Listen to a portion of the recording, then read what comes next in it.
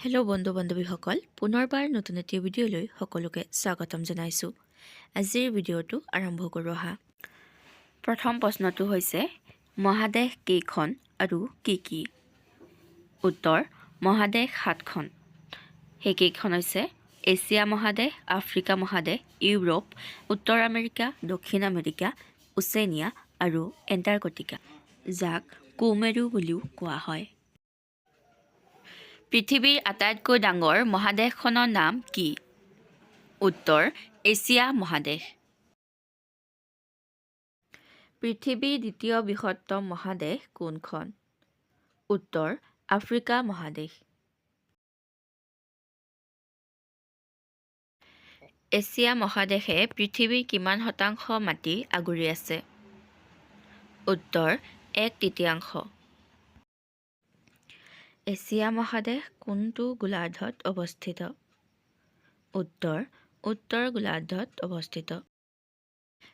পৃথিৱীৰ সৰ্ববৃহৎ উষ্ণ আৰু ডাঙৰ মৰুভূমিখনৰ নাম কি? উত্তৰ ছাহাৰা মৰুভূমি। ছাহাৰা মৰুভূমি কোনখন মহাদেশত অৱস্থিত? উত্তৰ আফ্ৰিকা মহাদেশত অৱস্থিত। পৃথিৱীৰ দীৰ্ঘতম পৰ্বতমালাৰ নাম কি? উত্তৰ এণ্ডিজ পৰ্বতমালা। পৃথিৱীৰ আটাইতকৈ দীঘল নদী কোনখন? উত্তৰ নীল নদী। নীল নদী কোনখন মহাদেশত অৱস্থিত? উত্তৰ আফ্ৰিকা মহাদেশত অৱস্থিত। পৃথিৱীৰ আটাইতকৈ বহল নদীখনৰ নাম কি? উত্তৰ আমাজন নদী। পৃথিৱীৰ আটাইতকৈ সৰু মহাদেশখনৰ নাম কি? উত্তৰ ওচেনিয়া। বৰফেৰে ঢাক খাই থকা মহাদেশ কোনখন? উত্তৰ এণ্টাৰ্কটিকা বা কুমেৰু।